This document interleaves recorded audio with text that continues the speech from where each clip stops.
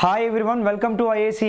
ఈరోజు సెషన్లో మనం SSC GD constable mock test number 105 quantitative aptitude explanation చూద్దాం. క్వశ్చన్ నెంబర్ 41 చూడండి. 41లో 3/5 plus 3/6 plus 3/7 plus 3/8 is completely divisible by. So ఈ number దేనిచో నిశ్శేషంగా భాగించబడుతుంది అని అడుగుతున్నారు. సో ఈ టైప్ ఆఫ్ క్వశ్చన్స్ని ఏ విధంగా సాల్వ్ చేస్తాం చెప్పండి. ఫస్ట్ మనం ఏం చేయాలంటే అన్నిటికంటే తక్కువ ఉన్న నెంబర్ని మీరు ఏం చేస్తారనంటే సో కామన్ తీస్తారు. నేను 3/5ని కామన్ తీస్తున్నాను. ఎప్పుడైతే 3/5ని కామన్ తీస్తానో ఫస్ట్ దాంట్లో 3/0 ఉంటుంది, 0 + 5 5. ఆ తర్వాత దాంట్లో 3/1 ఉంటుంది, సో 5 + 1 6. ఆ తర్వాత నెక్స్ట్ నెంబర్లో 3/2 ఉంటుంది, ఆ తర్వాత నెక్స్ట్ నెంబర్లో 3/3 ఉంటుంది. సో ఇప్పుడు 3/5 ఆ బ్రాకెట్లో ఉన్న వాల్యూ చూడండి. 3/0 అంటే 1, 3/1 అంటే 3, 3² అంటే 9, అలాగే 3/3 అంటే 27. ఒక్కసారి అవన్నీ కలిపేయండి. సో 27 + 9 36, 36 + 4, 36 + 4 అంటే ఎంత 40. ఓకేనా. 3/5 × 40 అంటే ఈ నెంబర్ ఖచ్చితంగా 40తో డివిజిబుల్ అవుతుంది. ఈవెన్ 3తో అవుతుంది, 9తో అవుతుంది, కానీ ఆప్షన్స్ తగ్గట్టుగా మనం చూసుకోవాలి.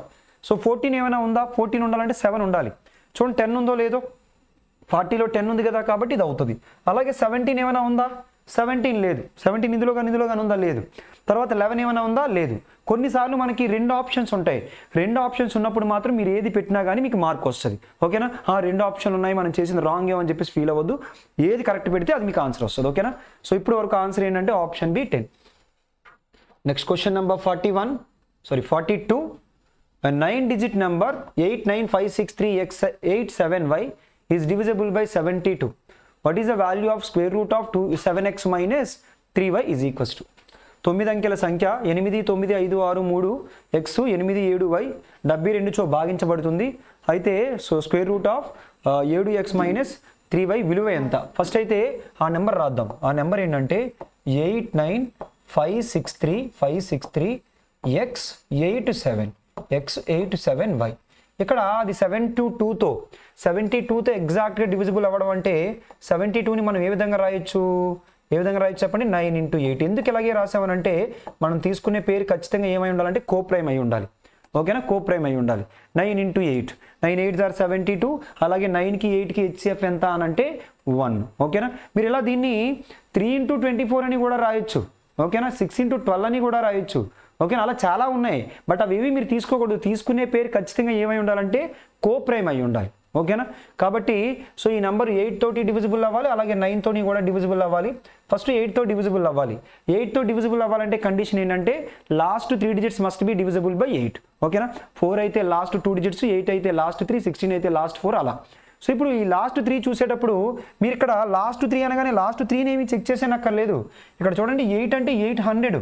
ఇక్కడ కనుక మీకు 200, 400, 600, 800 ఉంటే ఖచ్చితంగా అది 8తో డివిజిబుల్ అవుతుంది. కాబట్టి దానికోసం మీరు ఆలోచించక్కర్లేదు. జస్ట్ ఇక్కడ 7 పక్కన ఏ ఉంటే మనకి 8తో డివిజిబుల్ అవుతుందన్న చూస్తే సరిపోద్ది. కాబట్టి 7 పక్కన ఏ ఉంటే డివిజిబుల్ అవుతుంది? 2 ఉంటే. కాబట్టి వైకి బదులుగా మనం ఏమని తీసుకోవచ్చు? 2 అని తీసుకోవచ్చు. 72 అవుతుంది. తర్వాత ఏదైనా అవుతుంది 76 అవ్వదు. 76 8తో అవ్వదు, 4తో అవుతుంది. 8తో అవ్వాలి మనకి. కాబట్టి y వాల్యూ ఎంత అని అంటే 2. ఓకే. ఇంకా మనం ఏం క్యాలిక్యులేట్ చేయాలంటే x వాల్యూ క్యాలిక్యులేట్ చేస్తే మన ఆన్సర్ అయిపోద్ది. దాని కొరకు ఏంటంటే 9 డివిజిబిలిటీ రూల్ వాడదాం. ఓకేనా. 9 డివిజిబిలిటీ రూల్ ఏంటంటే some of the digits must be divisible by 9. 3 అయితే some of the digits must be divisible by 3. So అయితే మీరు సమ్ ఆఫ్ ది డిజిట్స్ అన్నాం కదా అని అన్ని సమ్ చేయనక్కర్లేదు. ఇదిగోండి 9 వదిలేయండి, 6 + 3 9 వదిలేయండి, 7 + 2 9 వదిలేయండి. తర్వాత 8 + 8 సో 16 + 5 అంటే 21. ఈ 21ని నేను ఏమని రాస్తానంటే 18 + 3. 18 ఆల్రెడీ 9తో అవుతుంది కాబట్టి 18 వదిలేయచ్చు. మీకు ఇంకా ఏం మిగిలిందంటే 3 మిగిలింది. 3 + x. ఈ 3 + x అనేది 9తో డివిజిబుల్ అవ్వాలంటే వాటి యొక్క సమ్ ఏమై ఉండాలంటే 9 అయి ఉండాలి. దీని నుంచి x వాల్యూ ఎంత అంటే 9 - 3. 9 - 3 అంటే ఎంత? 6. కానీ మనల్ని ఏం అడుగుతున్నారంటే x వాల్యూ అడగలేదు. మన క్వశ్చన్ ఏంటంటే square root of 7x - 3y. 7x - 3y. So 7 × x అంటే 7 6s are 42 మైనస్ 3 × y అంటే సో 3 × y అంటే 3 2s are 6. 42లో నుంచి 6 తీస్తే 36. స్క్వేర్ రూట్ ఆఫ్ 36 వాల్యూని ఏమని చెప్పుకోవచ్చు అంటే 6 అని చెప్పుకోవచ్చు. కాబట్టి ఆన్సర్ ఏమవుతుందంటే ఆప్షన్ సి మన ఆన్సర్ అవుతుంది. ఓకేనా. Clear. Next question number 43. The simplified value of 5/16 of 7/8 into 6 plus 15 minus 10 is దీని యొక్క సో సరళీకృత అంటే సూక్ష్మీకరించమన్నారు ఈ వాల్యూని. సో ఏమైనా క్యాన్సిలేషన్స్ ఉన్నాయేమో చూడండి ఇందులో. ఇక్కడ 2తో క్యాన్సిల్ చేయొచ్చు, 2తో 2 3 టైమ్స్, 2తో 2 4 టైమ్స్. సో ఇదిగోండి 7 3s are 21, 21 5s are ఎంత 21 5s are 105, 7 3s are 21, 21 5s are 105, 16 4s are 64. అలాగే 15 మైనస్ 10 అంటే ఏమని రాసుకోవచ్చు అంటే 5 అని రాసుకోవచ్చు. ఖచ్చితంగా డినామినేటర్ 64 ఉండాలి, అలాగే యూనిట్స్ ప్లేస్ ఎంత అంటే 5 ఉండాలి. ఉన్నాయి ఆప్షన్స్, కంటిన్యూ చేసేద్దామండి, చిన్న క్యాలిక్యులేషన్ కాబట్టి. 105 ప్లస్ 64 ఇంటూ 5, 64 ఇంటూ 5 అంటే ఏంటంటే 64ని ఆఫ్ చేయాలి. 64లో ఆఫ్ ఎంత అంటే 32. సో పక్కన ఒక 0 పెట్టాలి, ఎందుకంటే 5 మల్టిప్లికేషన్ అంటే ఏంటంటే ఆఫ్ ద నెంబర్ యాడ్ 0. ఓకేనా, 64లో ఆఫ్ 32 పక్కన ఒక 0 పెడితే 320 అవుతుంది, డివైడెడ్ బై 64. సో 105 సో 320 కలిపినట్లయితే ఏమవుతుంది అంటే 425, 425 డివైడెడ్ బై 64. కాబట్టి ఆన్సర్ ఏమని చెప్పుకోవచ్చు అంటే ఆప్షన్ ఏలో ఉంది కాబట్టి ఆప్షన్ ఏని మన ఆన్సర్ కింద కన్ఫర్మ్ చేద్దాం. Question number 44. The greatest number which can divide 286, 1001, 2420 is x. What is the value of x by 2? 286 so 1001 మరియు 2420లతో నిశ్శేషంగా భాగింపబడే గరిష్ట సంఖ్య x అయినా x by 2 వాల్యూ ఎంత, x by 2 విలువ ఎంత. ఓకేనా, సో అయితే ఇప్పుడు ఈ క్వశ్చన్ సాల్వ్ చేసేటప్పుడు మనం ఏం క్యాలిక్యులేట్ చేయాలంటే యాక్చువల్గా ఆ వాటితో గరిష్ట నెంబరు ఏమన్నారంటే గరిష్ట సంఖ్య అన్నారు. ఈ గరిష్ట సంఖ్య ఆ నెంబర్ని ఎగ్జాక్ట్లీ డివైడ్ చేయాలంటే ఆ 3 నెంబర్లకి ఏమై ఉండాలి, ఫ్యాక్టర్ అయి ఉండాలి. ఓకేనా, దట్టు గరిష్ట అంటే హైయెస్ట్ అన్నారు కాబట్టి హెచ్సిఎఫ్ అయి ఉండాలి. హెచ్సిఎఫ్ ఆఫ్ 286 అలాగే 1001 అదేవిధంగా 2420. మీరు ఒక్కసారి ఆ నెంబర్ని కరెక్ట్గా అబ్జర్వ్ చేసినట్లయితే చూడండి ఒకసారి. ఇదిగోండి 2 + 6 ఎంత అంటే 8, 8 - 8 0. ఎప్పుడైనా కానీ so difference of some of alternate digits చేసినప్పుడు అది 0 కానీ లేదా 11తో డివిజిబుల్ అయ్యే నెంబర్ వస్తుంది, ఖచ్చితంగా 11తో డివిజిబుల్ అవుతుంది. అంటే ఖచ్చితంగా ఈ నెంబర్ 11తో డివిజిబుల్ అవుతుంది. అలాగే 1 + 0, 0 + 1, 1 - 1 ఇది కూడా అవుతుంది. తర్వాత 2 + 2, 4 + 0 ఇది కూడా అవుతుంది. అంటే ఖచ్చితంగా 3 నెంబర్లు 11తో డివిజిబుల్ అవుతున్నాయి కాబట్టి హెచ్సిఎఫ్లో ఖచ్చితంగా ఏముంటుంది, 11 ఉంటుంది. హెచ్సిఎఫ్లో ఎప్పుడైతే 11 ఉందో 11/2 అంటే 11 మల్టిపుల్ డివైడెడ్ బై 2 చేసినప్పుడు ఖచ్చితంగా ఆన్సర్ 11 మల్టిపుల్ అయి ఉండాలి. 11 మల్టిపుల్స్ ఎన్ని ఆప్షన్స్ ఉన్నాయంటే ఆప్షన్ సి ఒకటే ఉంది, 5.5. కాబట్టి ఆ ఆప్షన్ చూడగానే ఇలా కూడా మనం కన్ఫర్మ్ చేసేయచ్చు, ఎక్స్ వాల్యూ 11 అని చెప్పేసి. ఓకేనా, ఆప్షన్ చూడగానే ఎక్స్ వాల్యూ 11 అని కూడా చెప్పొచ్చు. ఓకేనా, సో ఎగ్జామ్లో ఇంక అంతే, అలా క్లోజ్ చేసి నెక్స్ట్ క్వశ్చన్కి వెళ్ళిపోతారు. లేదు ఇంకా మీకు ఎగ్జాక్ట్ ప్రొసీజరే కావాలనుకుంటే ఈ మూడింటికి హెచ్సిఎఫ్ క్యాలిక్యులేట్ చేద్దాం. ఈ హెచ్సిఎఫ్ క్యాలిక్యులేట్ చేసేటప్పుడు నేను ఏ మెథడ్ వాడుతానంటే సో షార్ట్ డివిజన్ మెథడే వాడతాం. లాంగ్ డివిజన్ మెథడ్ వద్దు, 3 నెంబర్లు ఉన్నాయి కదా, షార్ట్ డివిజన్ మెథడ్ వాడదాం. ఈ 3 నెంబర్లు ఆల్రెడీ మనకి 11తో క్యాన్సిల్ అవుతున్నాయని ఒక ఐడియా వచ్చింది కాబట్టి ఫస్ట్ నేను 11తో క్యాన్సిల్ చేస్తాను. 11తో 11 2s are 22, 11 6s are, మళ్ళీ 11తో 11 9s are 99, ఇంకా 1 ఉండిపోయిందంటే 11 1s are. ఆ తర్వాత మళ్ళీ 11తో 11 2s are, మళ్ళీ 11 2s are. ఒక్కసారి చూడండి ఈ 3 నెంబర్లు దేంతో అయినా క్యాన్సిల్ అవుతాయా? చూడండి ఈ 3 నెంబర్లు దేంతో అయినా క్యాన్సిల్ అవుతున్నాయేమో. 2తో ఈ 2 అవుతాయి కానీ ఇది అవ్వదు. ఓకేనా, 7తో ఇది అవుతుంది, ఇది 2 అవ్వు. కాబట్టి ఈ 3 నెంబర్లు ఇది 13తో అవుతుంది కానీ 2 అవ్వు. ఈ 3 నెంబర్లు దేంతోటి క్యాన్సిల్ అవ్వు కాబట్టి డైరెక్ట్గా మన హెచ్సిఎఫ్ని ఏమని కన్ఫర్మ్ చేసేయచ్చానంటే 11 అని కన్ఫర్మ్ చేయొచ్చు. కాబట్టి మన ఆన్సర్ ఏంటంటే 11/2, x/2 అంటే 11/2. సో 11/2 అంటే ఆన్సర్ ఏమని చెప్పుకోవచ్చు అంటే 5.5 ఆప్షన్ సి. ఓకేనా, క్లియర్.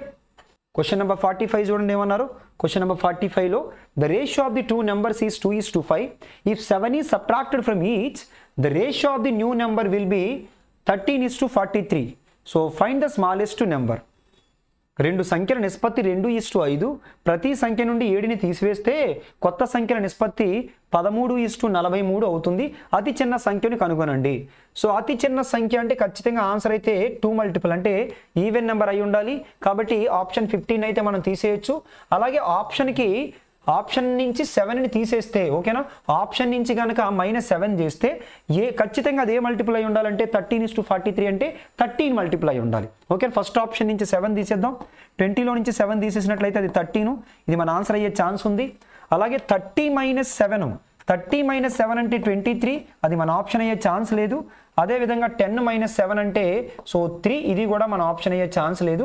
కాబట్టి డైరెక్ట్గా మీరు ఆప్షన్ ఏని మీ ఆన్సర్ కింద కన్ఫర్మ్ చేసేయచ్చు. ఓకేనా, క్లియర్. ప్రొసీజర్ కూడా ఒకసారి కంటిన్యూ చేద్దాం. ప్రొసీజరు 2 నెంబర్ల యొక్క రేషియో, ఒక నెంబర్ని స్మాల్ e అనుకుందాం, ఇంకొక నెంబర్ని స్మాల్ b అనుకుందాం. ఆ 2 నెంబర్ల యొక్క రేషియో ఎంత అంటే 2:5. ఆ తర్వాత ఫస్ట్ నెంబర్ నుంచి ఒక 7 తీసేశారు, అలాగే సెకండ్ నెంబర్ నుంచి ఒక 7 తీసేశారు. సో అప్పుడు ఈ రేషియో ఏమైందంటే 13:43 అయింది. 13:43 అయింది. ఇప్పుడు మన క్వశ్చన్ ఏంటంటే స్మాలర్ నెంబర్ ఎంత అని అంటే ఏ 2 పార్ట్స్ ఎంత. ఎప్పుడైనా కానీ 2 నెంబర్ల నుంచి సమానంగా సబ్ట్రాక్ట్ చేసినా సమానంగా యాడ్ చేసినా వాటి యొక్క డిఫరెన్స్ మారదు. మరి ఇక్కడ చూడండి ఒక్కసారి, ఇక్కడ చూసినట్లయితే మీకు డిఫరెన్స్ ఎంత కనిపిస్తుంది? 30 కనిపిస్తుంది. ఇక్కడ చూసినట్లయితే 3a కనిపిస్తుంది. మరి డిఫరెన్స్ మారకూడదు కదా. ఇద్దరు వ్యక్తుల యొక్క ఏజ్ డిఫరెన్స్ మారదు, ఎందుకంటే అందరికీ సమానంగా కలపడం కానీ సమానంగా తీయడం కానీ చేస్తాం. ఇక్కడ కూడా సేమ్ కాన్సెప్ట్. కాబట్టి ఆ డిఫరెన్స్ ఇక్కడ 30 అవ్వాలంటే దీన్ని 10తో మల్టిప్లై చేయాలి. సో 10 2s are 20, అలాగే 10 5s are ఎంత అంటే 50. ఇప్పుడు 50 కాస్త 43, ఇది చూసినా పర్వాలేదు, ఇది చూసినా పర్వాలేదు. 50 కాస్త 43 అయిందంటే ఎన్ని పార్ట్స్ తగ్గిపోయింది? 7 పార్ట్స్ తగ్గిపోయింది. ఎందుకు 7 పార్ట్స్ తగ్గిపోయిందంటే 7 తీసేయడం వలన. అంటే 7 పార్ట్స్ వాల్యూ 70 అయితే మనకి స్మాలర్ నెంబర్ కావాలంటే 20 పార్ట్స్ కావాలి.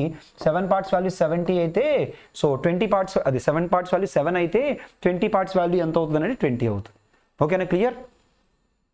నెక్స్ట్ క్వశ్చన్ నెంబర్ 46లో ఏమంటున్నారో చూడండి. ABC started a business by investing 55,000, 65,000, 75,000 respectively. A is working partner and gets 20% of the profit as working allowance, and remaining is distributed in the proportion of their investment. If the money received by C is rupees 27,000, what is total profit? So తెలుగులో కూడా ఒకసారి చదువుదాం.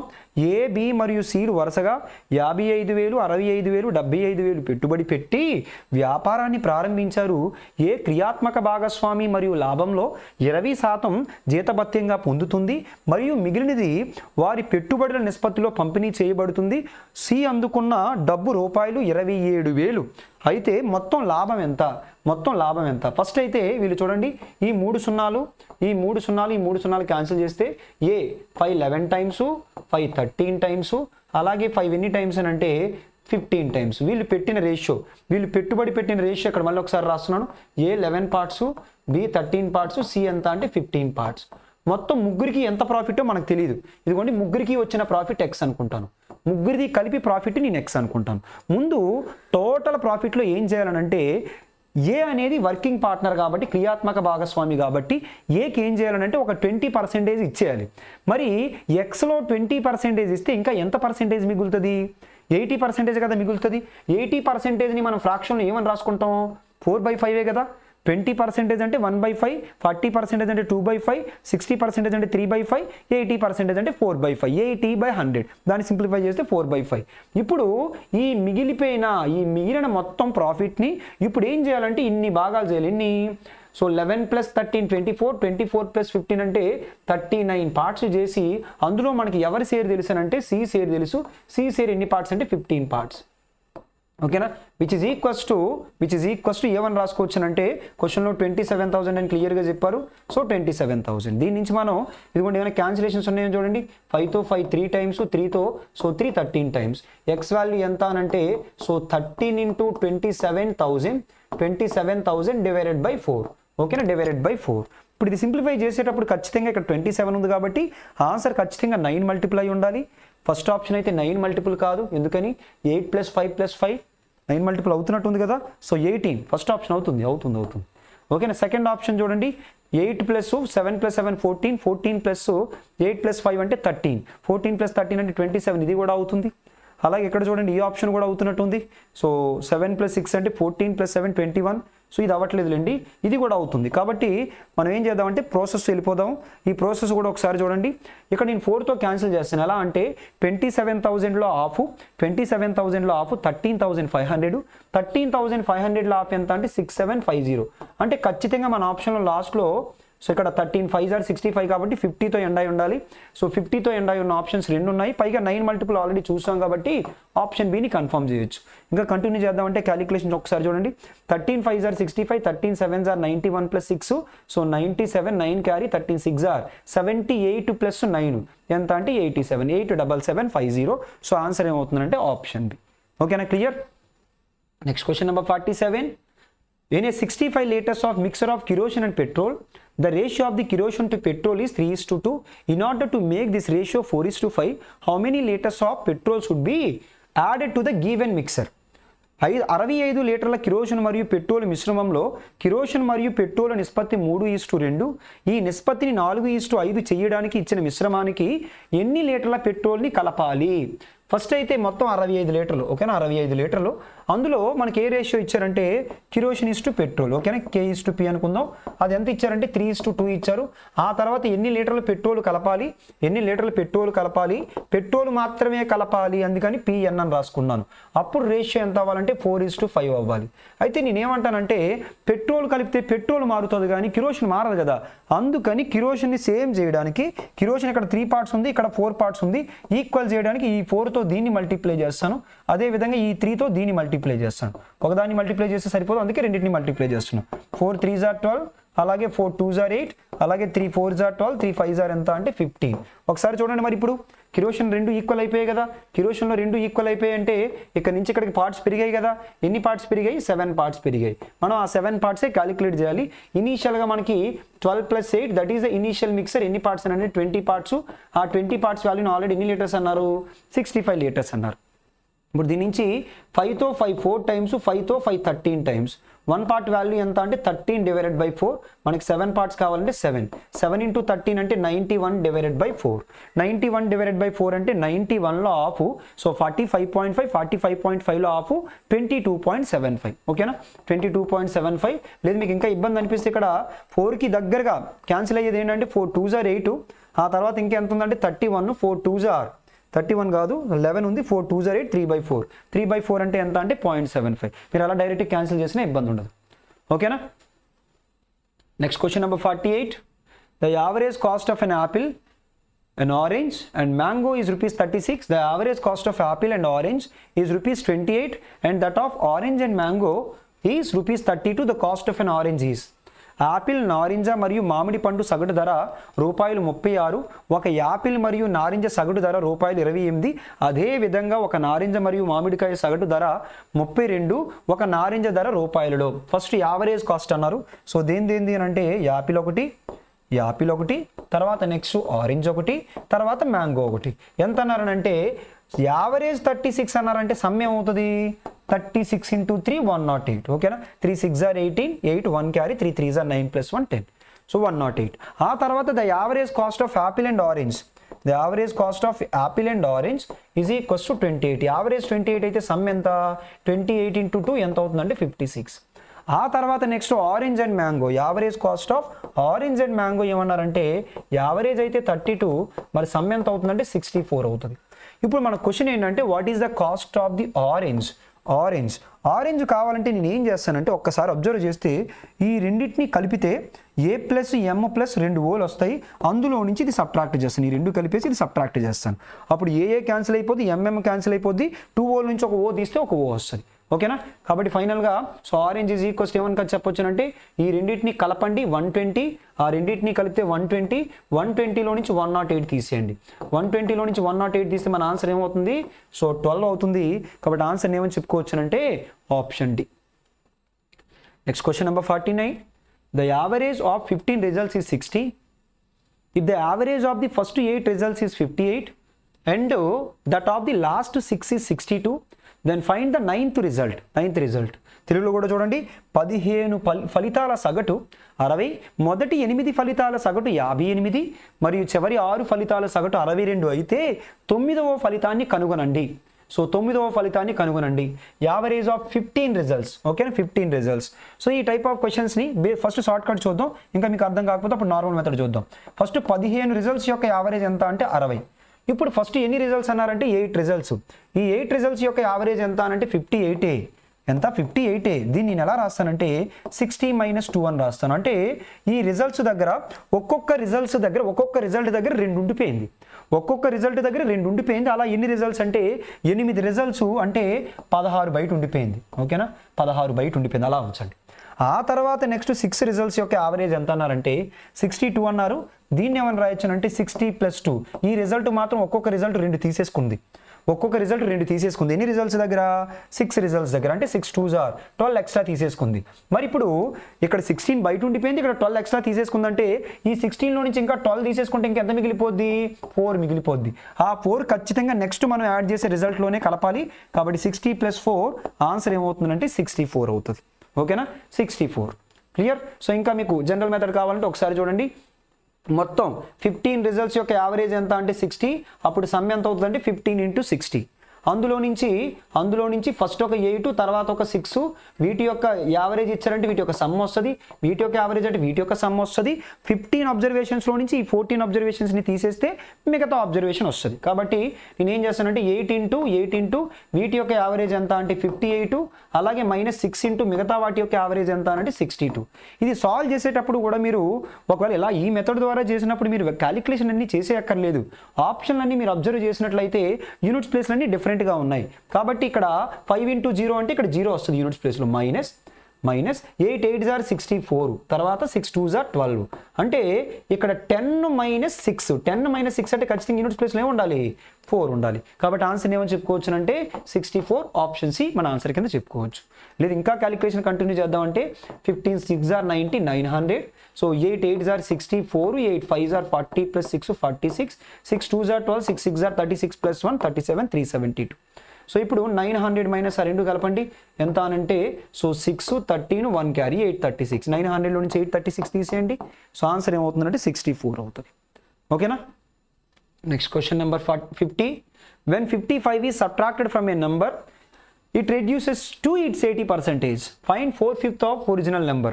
ఒక సంఖ్య నుండి 55 తీసివేసినప్పుడు ఆ సంఖ్య దాని 80%కి తగ్గుతుంది. అసలు సంఖ్యలో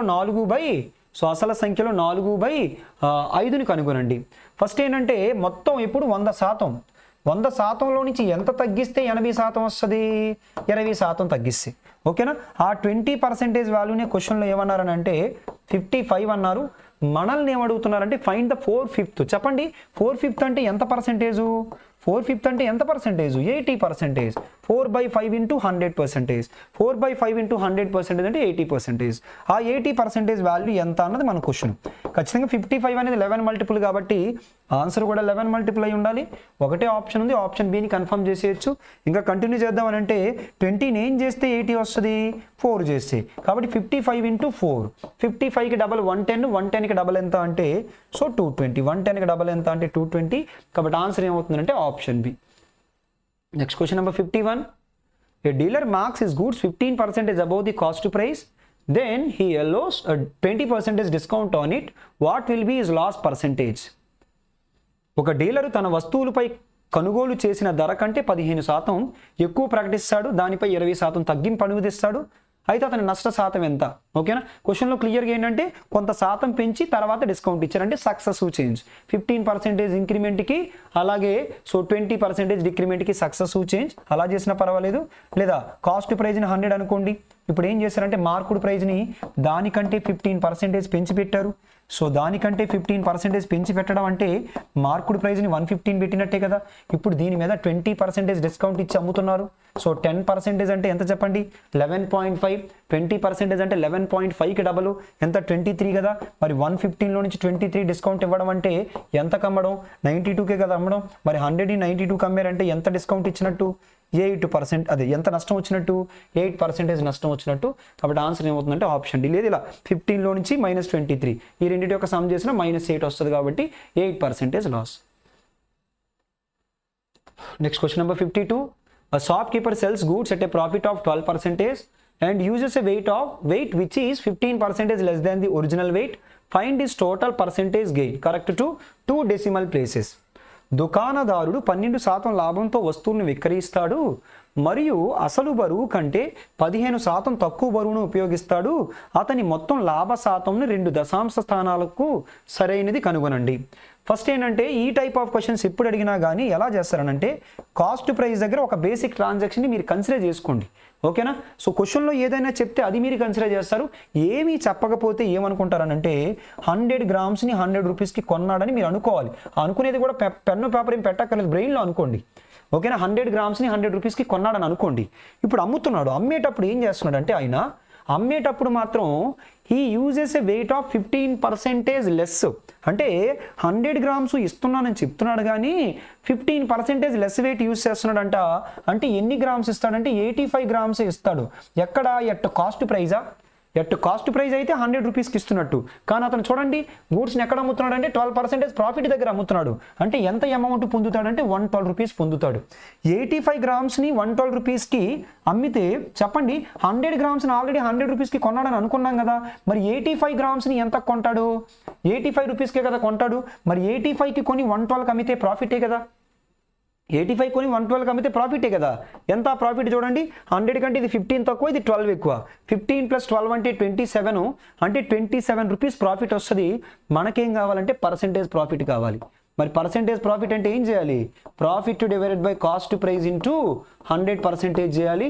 మరి ఇది చేసేటప్పుడు profit 27 divided by cost price, ఇక్కడ 85 గ్రామ్స్ యొక్క కాస్ట్ ప్రైస్ ఎంత? 85 రూపీస్ ఇంటూ 100%. 5తో 5 20 టైమ్స్, 5తో 5 17 టైమ్స్, 27 ఇంటూ 2 అంటే 540. 27 ఇంటూ 2 అంటే 54, అంటే 540 divided by 17%. 17తో 17 3s are 51, 17 3s are 51. ఇంకా ఎంత అంటే 30 ఉండిపోయింది కదా. 17 1s are 17, అంటే ఖచ్చితంగా మన ఆప్షన్ 31 పాయింట్ సంథింగ్ రావాలి. సో 31 పాయింట్ సంథింగ్ ఉండే ఆప్షన్ ఏముందంటే మనకి, సో ఆప్షన్ బి ఒకటే ఉంది కాబట్టి ఆన్సర్ని ఆప్షన్ బి అని కన్ఫర్మ్ చేయొచ్చు. లేదు మీరు ఎలా చేసుకుంటానన్నా చేసుకోవచ్చు. ఎలా అంటే 10% 8.5, 30% అంటే, సో 30% అంటే 3 × 8.5 అంటే ఎంత? 25.5.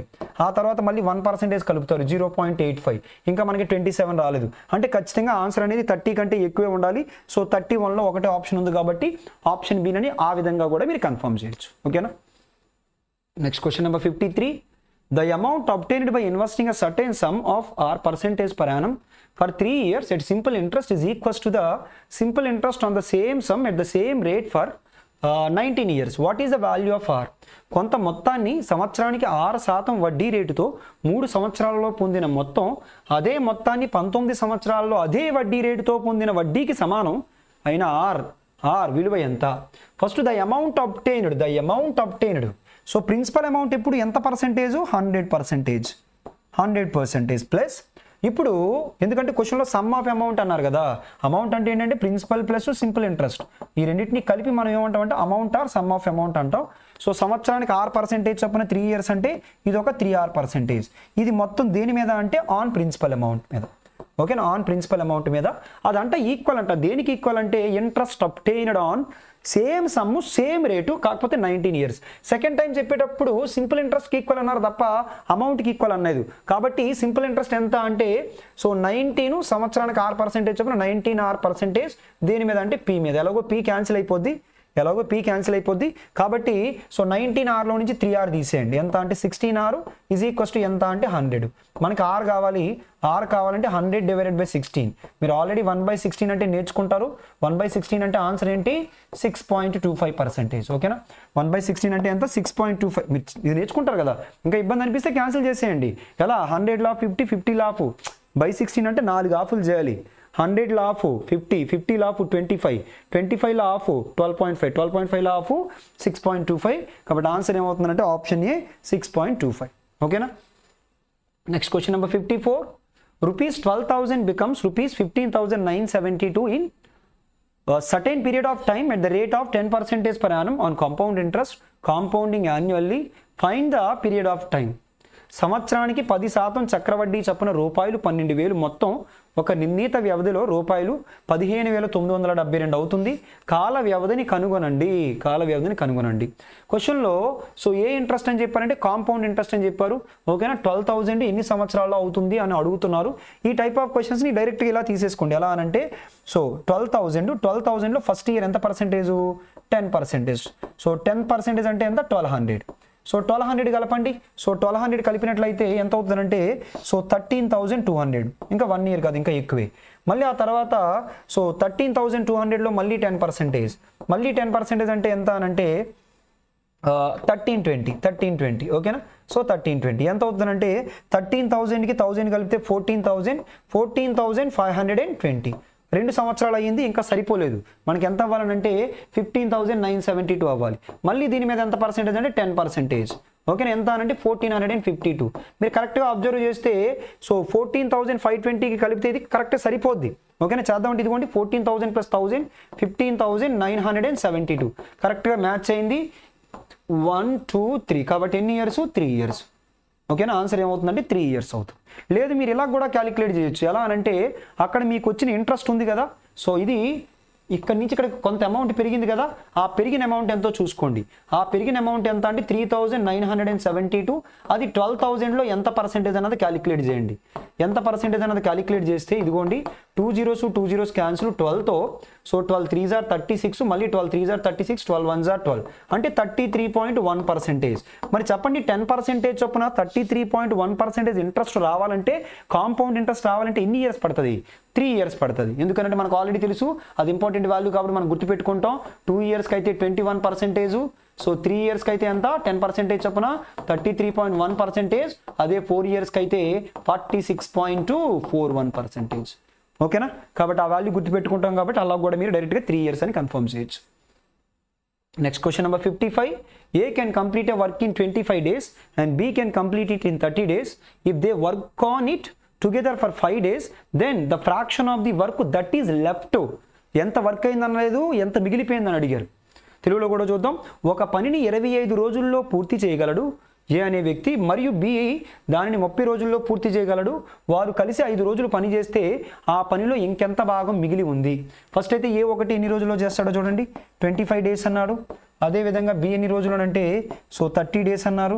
25కి 30కి ఎల్సిఎం ఎంత అవుతుంది? సో 150 కదా. ఇదిగోండి కావాలంటే ఇంకా చేసి చూపిస్తున్నాను. సో ఈ రెండు నెంబర్లు దేంతో పోతాయి అంటే 5తో పోతాయి. 5తో 5 5s are 5 6s are. ఇదిగోండి ఈ క్రాస్ ప్రొడక్ట్ చేసేయండి, లేదా ఈ క్రాస్ ప్రొడక్ట్ అయినా పర్వాలేదు. 5 × 30 ఎంత అంటే 150. 25తో ఎన్ని టైమ్స్ అంటే 6 టైమ్స్. 30తో ఎన్ని టైమ్స్ అంటే 3 5s are 15 కాబట్టి 5. ఇప్పుడు ఇద్దరు కలిపి పని స్టార్ట్ చేశారు. ఇద్దరు కలిపి వీళ్ళిద్దరిది ఎఫిషియన్సీ ఎంత? 6 + 5 ఎంత అంటే 11. అలా స్టార్ట్ చేసి ఎన్ని రోజులు చేశారంటే 5 డేస్ చేశారు. అంటే 11 5s are 55 పార్ట్స్ అయిపోయింది. అవుట్ ఆఫ్ 150లో 55 పార్ట్స్ అయిపోయింది. దానికి ఎన్ని పార్ట్స్ ఉంటుంది? 95 అవుట్ ఆఫ్ 150. క్వశ్చన్లో కూడా మిగిలిపోయింది అడిగారు కాబట్టి 5తో 5 19 టైమ్స్ 19 5 5తో 5 30 టైమ్స్ 150. కాబట్టి ఎంత వర్క్ ఉండిపోయిందంటే 19/30. ఎంత వర్క్ అయిపోయిందంటే 11/30 వర్క్ అయిపోయింది. కాబట్టి ఆన్సర్ ఏమని చెప్పుకోవచ్చు అంటే ఆప్షన్ డి 19/30. లక్కీగా 11/30 ఆప్షన్ అవ్వలేదు, ఇచ్చుంటే కంగారులో పెట్టేస్తారు, మీరు చూసుకోవాలి. ఓకేనా. Next question number 56. Walking at 3/5 of her usual speed, a girl reaches her workplace 1 hour 30 minutes late. What is her usual time of travel? తెలుగులో కూడా చూద్దాం. ఒక అమ్మాయి తన సాధారణ వేగంతో 3/5వ వంతు వేగంతో నడుస్తూ 1 గంట 10 నిమిషాలు ఆలస్యంగా తన కార్యాలయానికి చేరుకుంటుంది. సో అయితే మీ క్వశ్చన్ ఏంటంటే అయినా ఆమె సాధారణ ప్రయాణ సమయం ఎంత? సో ఈ క్వశ్చన్ సాల్వ్ చేయడానికి మనం షార్ట్కట్ అయితే డైరెక్ట్ ఏంటంటే ఇచ్చింది ఏంటి, అక్కడ 3/5 అన్నారు. ఎప్పుడైతే 3/5 అన్నారో డైరెక్ట్ ఈ రెండింటి ఒక డిఫరెన్స్ తీసుకుంటారు, 2 పార్ట్స్. ఓకేనా. సో డైరెక్ట్ 2 పార్ట్స్ తీసుకొని న్యూమరేటర్లో ఎంత ఉందో అన్ని పార్ట్స్ క్యాలిక్యులేట్ చేస్తే మీ ఆన్సర్ అయిపోద్ది.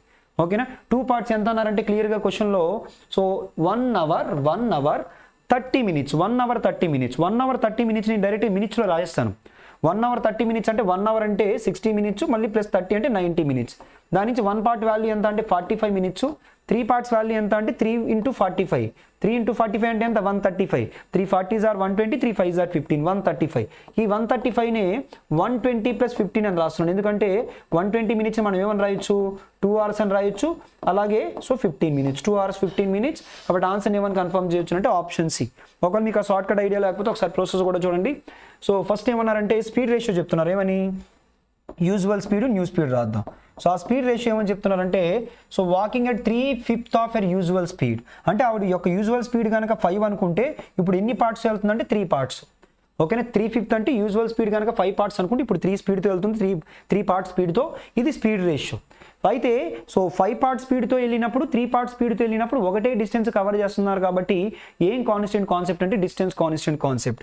ఎప్పుడైతే డిస్టెన్స్ కాన్స్టెంట్ అవుతుందో మరి చెప్పండి, usual time taken is to new time taken. Usual time taken is to new time taken ఈ రేషియో ఏమవుతుందంటే 3:5. ఎందుకనంటే దానికి inverse ratio. So distance constant అయినప్పుడు స్పీడ్ ఇన్వర్స్ రేషియో టైం అవుతుంది, టైంకి ఇన్వర్స్ రేషియో స్పీడ్ అవుతుంది.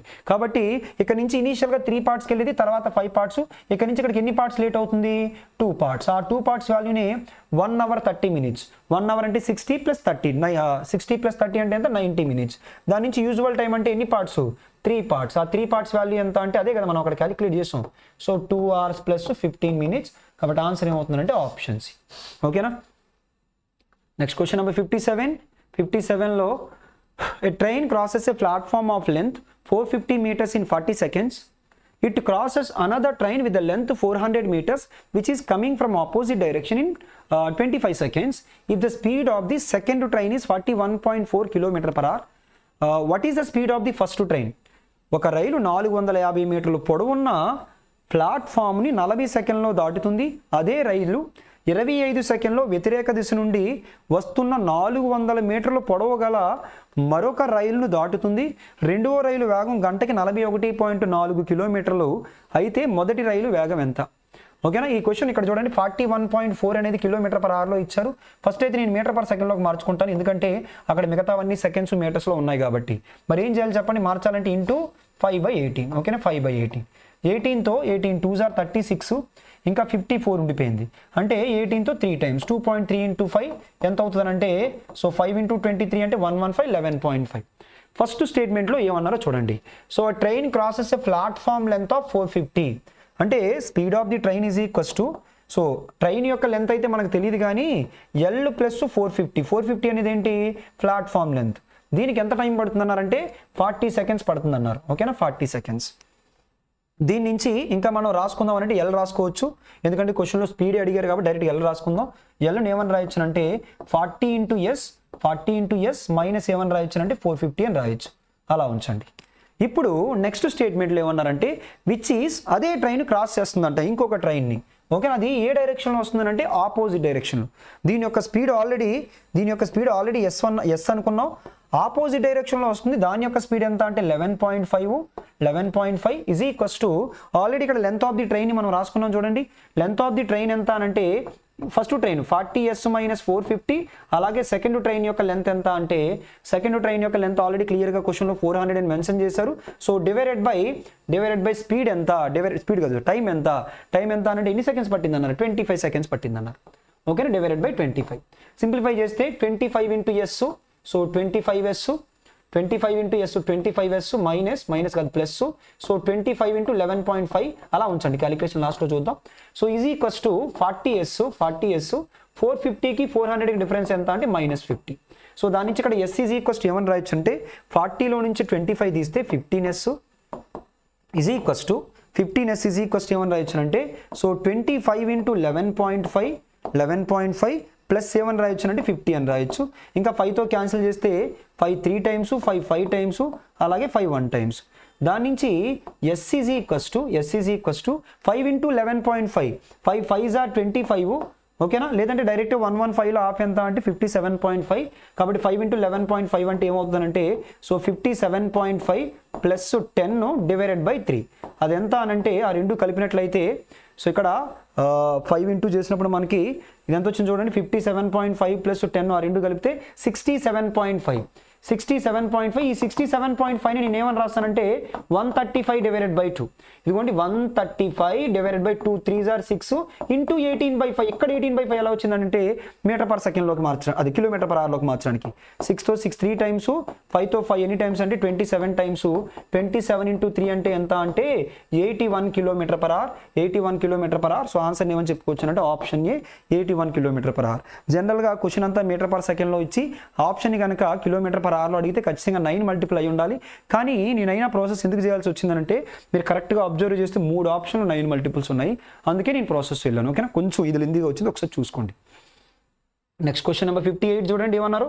Find the area of the shaded region of the diagram where ACDF is a rectangle. AC is equals to 90. AC is equals to 90 అంటే ఇదిగోండి ఇది మొత్తం AC is equals to ఎంత అన్నారంటే 90 అన్నారు. అదేవిధంగా AF అంటే ఇదిగోండి ఈ వాల్యూ ఏమన్నారనంటే AF అది CDకి ఈక్వల్ అంట. ఇది AF CD రెండు ఈక్వల్ అంట. సో అది ఎంత అన్నారంటే 20 అన్నారు. ఓకేనా? ఇది 20 అన్నారు. ఆ తర్వాత ED ఇదిగోండి ఇది 10 అన్నారు. ఇది ఆల్రెడీ మొత్తం 90, అది 10 అన్నారు కాబట్టి ఖచ్చితంగా ఇది ఏమని చెప్పుకోవచ్చు మనం 80 అని చెప్పుకోవచ్చు. తర్వాత ఇలా మనం ఇలా పెర్పెండిక్యులర్ లైన్ డ్రా చేస్తే అదే ఈ ట్రయాంగిల్ యొక్క హైట్ కూడా అవుతుంది. హైట్ని కూడా మనం ఏమని రాయొచ్చు అంటే 20 అని రాయొచ్చు. ఓకేనా. ఇచ్చిన చిత్రం యొక్క షేడెడ్ ప్రాంతం యొక్క వైశాల్యాన్ని కనుగొనన్నారు. సో దాని ప్రకారం మనం రాసుకున్నాము. సో చూడండి క్వశ్చన్లో ఏం అడుగుతున్నారంటే షేడెడ్ రీజియన్ ఏరియా అడుగుతున్నారు. అయితే ఆ షేడెడ్ రీజియన్ ఏరియా క్యాలిక్యులేట్ చేయాలంటే ముందు సో ట్రయాంగిల్ కాదు రెక్టాంగిల్ మొత్తం ఏరియా క్యాలిక్యులేట్ చేసేద్దాం. రెక్టాంగిల్ ఏరియా క్యాలిక్యులేట్ చేసిన తర్వాత ట్రయాంగిల్ ఏరియా తీసేద్దాం. ఫస్ట్ రెక్టాంగిల్ ఏరియాకి ఫార్ములా ఏంటి? L into B. ఎల్ ఎంత అంటే 90, బి ఎంత అంటే 20 మైనస్ ఇప్పుడు ఆ ట్రయాంగిల్ యొక్క ఏరియాకి ఫార్ములా ఏంటంటే half base into height. Half base into height. Half base ఎంత చూడండి ఆ ట్రయాంగిల్కి సంబంధించి బేస్ ఎంత? సో ఎంత అని అంటే 80. హైట్ ఎంత? 20. ఈ 2 క్యాన్సిల్ చేసేయచ్చు. 9 2s are 1800 మైనస్ సో 800. 1800లో నుంచి 800 తీసేయండి. 1800లో నుంచి 800 తీస్తే ఆన్సర్ ఏమవుతుంది? సో 1000 అవుతుంది. కాబట్టి మన ఆన్సర్ ఏమని చెప్పుకోవచ్చు అంటే ఆప్షన్ ఏ 1000 అని చెప్పుకోవచ్చు. నెక్స్ట్ క్వశ్చన్ నెంబర్ 59 చూడండి. 4 cows are tied at 4 corners, one at each corner of a rectangular field of length 30 meters and width 20 meters. The length of the rope is 7 meters. What is the area of the field that cows cannot graze? ఓకేనా. పై value 22/7 అని ఇచ్చారు. మళ్ళీ ఒకసారి తెలుగులో చూద్దాం. 30 మీటర్లు పొడవు గల మరియు 20 మీటర్లు ఈ వెడల్పు గల దీర్ఘ చతురస్రాకార క్షేత్రంలో 4 మూలాల్లో ప్రతి మూలలో ఒకటి 4 ఆవుల్ని కట్టి వేస్తారు. తాడు పొడవు 7 మీటర్లు. ఆవులు మేయని క్షేత్ర వైశాల్యం ఎంత? మేసేది కాదు, మేయలేనిది అంటే ఏంటంటే అన్గ్రేజ్డ్ పోర్షన్. ఇలా చూడండి ఒకసారి. ఇలా ఒక రెక్టాంగులర్ ఫీల్డ్ తీసుకుంటే ఈ రెక్టాంగులర్ ఫీల్డ్కి సంబంధించి ఆల్రెడీ లెంత్ ఎంత అన్నారంటే 20 అన్నారు. ఇది లెంత్ 20 అన్నారు. బ్రెడ్త్ ఎంత అన్నారనంటే లెంత్ 20 కాదు 30 అన్నారు. బ్రెడ్త్ ఎంత అన్నారంటే 20 అన్నారు. ఇక్కడొక ఆవుని ఇక్కడొక ఆవుని ఇక్కడొక ఆవుని 4 కార్నర్లో 4 ఆవుల్ని కట్టారు. రోప్ లెంత్ ఎంత అంటే 7 మీటర్స్. అంటే అవి మేసే విధానం ఎలా ఉంటుంది అంటే ఈ విధంగా ఉంటుంది. ఓకేనా. ఈ పోర్షన్ అలా మేస్తాయి. కానీ మన క్వశ్చన్లో అడుగుతుంది మేసే పోర్షన్ కాదు, మెయ్యని పోర్షన్ అంటే ఇది. ఈ పోర్షన్ క్యాలిక్యులేట్ చేయాలి. మధ్యలో ఏదైతే ఉందో ఇదిగోండి ఈ పోర్షన్ అలా మనం క్యాలిక్యులేట్ చేయాలి. మరి ఆ పోర్షన్ అలా క్యాలిక్యులేట్ చేయాలంటే ఏం చేద్దాం చూడంండి. ఫస్ట్ మనం ఏం చేయాలంటే ఏరియా ఆఫ్ ఏ రెక్టాంగిల్ ఏం చేయాలి? Area of a rectangle. Area of a rectangle నుంచి ఏరియా ఆఫ్ ఏ రెక్టాంగిల్కి ఫార్ములా ఏంటంటే లెంత్ ఇంటూ బ్రెడ్త్. లెంత్ 30 అన్నారు. బ్రెడ్త్ ఎంత అన్నారంటే 20 అన్నారు. అందులో నుంచి మనం ఏం తీసేయాలంటే ఇదిగోండి ఇది ఈ పోర్షను ఈ పోర్షను ఈ పోర్షన్. రెక్టాంగిల్లో ఈ యాంగిల్ ఎంత ఉంటుంది? రెక్టాంగిల్ యాంగిల్ ఎంత ఉంటుంది? 90. ఇది 90ఏ, ఇది 90ఏ, ఇది 90ఏ, ఇది 90ఏ. 4 90లు కలిపితే ఎంత? 360. 4 90లు కలిపితే ఎంత? 360. అంటే ఇప్పుడు చూడండి ఇలా మనం సో ఇలా ఒక సర్కిల్ తీసుకున్నప్పుడు ఇదిగోండి ఈ ముక్క ఈ ముక్క ఈ ముక్క మొత్తం ఈ 4 ముక్కల్ని ఇలా కలిపితే 90 90 90 90 ఓవరాల్గా మనకు ఒక సర్కిల్ ఫామ్ అవుతుంది. కాబట్టి ఒక సర్కిల్ ఏరియా తీయాలి. అదే ట్రయాంగిల్ అయితే ఏమవుతుంది అంటే సెమీ సర్కిల్ ఫామ్ అవుతుంది. అదే ఒకవేళ క్వశ్చన్లో కనుక ట్రయాంగులర్ ఫీల్డ్ అయితే మొత్తం 180 డిగ్రీస్ కాబట్టి ఈ పార్ట్ తీసుకుంటే ఓవరాల్గా మనకి సెమీ సర్కిల్ ఫామ్ అవుతుంది. కానీ రెక్టాంగిల్లో కానీ స్క్వేర్లో కానీ అయితే మనకి కంప్లీట్ సర్కిల్ ఫామ్ అవుతుంది. సర్కిల్ ఏరియా ఫార్ములా ఏంటంటే πr². πr². మరి ఆర్ ఎంత అవుతుంది చెప్పండి? ఆర్ ఎంత అవుతుంది అంటే ఈ రూప్ లెంతే కదా. ఆ రూప్ లెంత్ ఎంత అన్నారు క్వశ్చన్లో? 7 అన్నారు. r² కాబట్టి r ఇంటూ r 7 క్యాన్సిల్ చేసేయండి. 3 2s are ఎంత అంటే 600 మైనస్ 7 ఇంటూ 22 అంటే ఎంత అంటే 154. ఖచ్చితంగా మన ఆప్షన్ 6తో ఎండ్ అయి ఉండాలి. ఒకటే ఆప్షన్ ఉంది కాబట్టి 446. 600లో నుంచి 150 తీస్తే 450. 450లో నుంచి కనుక 4 తీస్తే 446. కాబట్టి ఆన్సర్ ఏమని చెప్పుకోవచ్చునంటే so option D 446 metre square. Question number 60 చూడండి. The two diagonals of a rhombus are respectively 14 centimeters and 48 centimeters. The perimeter of the rhombus is equals to rhombus యొక్క రెండు వికర్ణాలు వరుసగా 14 సెంటీమీటర్లు మరియు 48 సెంటీమీటర్లు. రాంబస్ యొక్క చుట్టుకొలత ఎంత? ఓకేనా. రాంబస్ యొక్క చుట్టుకొలత ఎంత? సో రాంబస్లో డయాగ్నల్స్కి సైడ్స్కి రిలేషన్ ఏంటంటే d1² plus d2² is equals to 4 times of a². ఓకేనా. అదే మనకి ప్యారలలోగ్రామ్లో ఇచ్చారనుకోండి. ప్యారలలోగ్రామ్లో రిలేషన్ ఏంటంటే d1² plus d2² is equals to 2 times of a² plus b², where a, b are the length of the sides of a parallelogram. కానీ మనకు కావాల్సిన relation ఇది.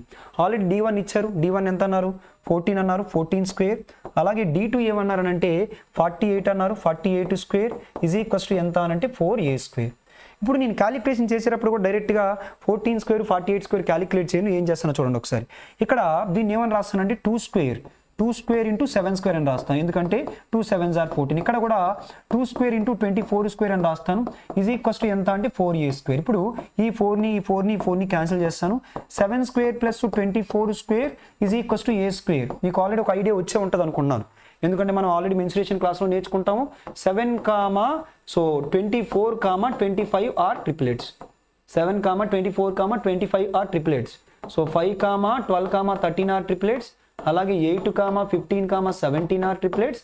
అలాగే 3, 4, 5 ఆర్ ఇవన్నీ బేస్ ట్రిప్లెట్స్. ఓకేనా?